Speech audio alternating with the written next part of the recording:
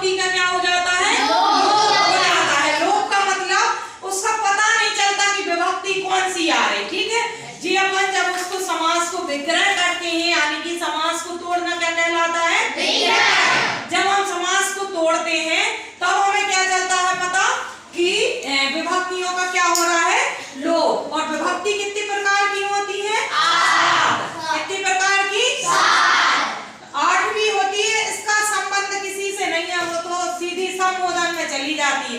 संबोधन का मतलब जैसा जिसका नाम है उसी के नाम के अकॉर्डिंग हे लग के सब पूरा हो जाता है। ठीक है। तो कर्ता क्या हो गया, कार्य को करने वाला। कर्ता क्या हो गया, कार्य को करने वाला।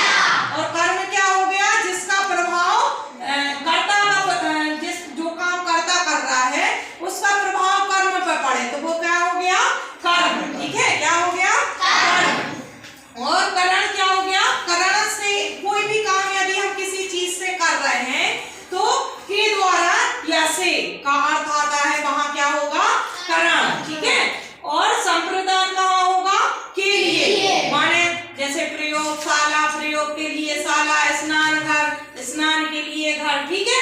तो के लिए का जहाँ लोप हो जा रहा है। अब जैसे समास हम पढ़ रहे हैं तत्पुरुष समास, तो विभक्ति का लोप हो रहा है यहाँ। जैसे हमने कहा प्रयोगशाला, तो जब इसको हम तोड़ेंगे तब हमें पता चलेगा प्रयोग के लिए शाला, अर्थात इसमें कौन सी विभक्ति आ रही है, चतुर्थी विभक्ति। कौन सी विभक्ति, चतुर्थी विभक्ति।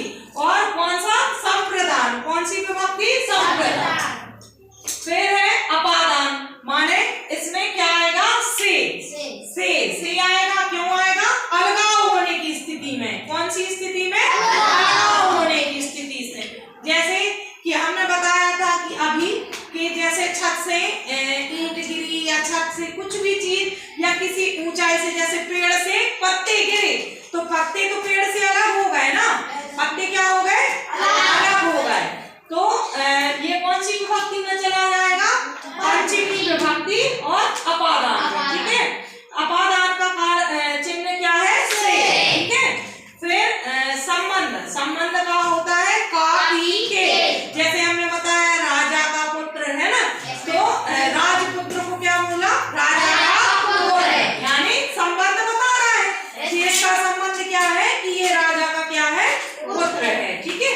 फिर अधिकरण में या पर हमने अभी बताया कि जैसे टेबल पर क्या रखी है, किताब रखी है। ठीक है। तो उस पे अधिकरण दिखा रहा है। ठीक है ना। और संबोधन हमने समझाया ही है कि संबोधन क्या होता है, आगे किसी चीज का नाम के आगे हे लग जाता है। जैसे किसी का नाम यहाँ दिया हो कि राम, तो हम उसको कर देंगे हे राम। श्याम दिया हो तो क्या बोल देंगे, हे श्याम। ये विभक्ति कारक चिन्ह है। ठीक है, जो हमें तत्पुरुष समास में पढ़ने होते हैं। ठीक है ना।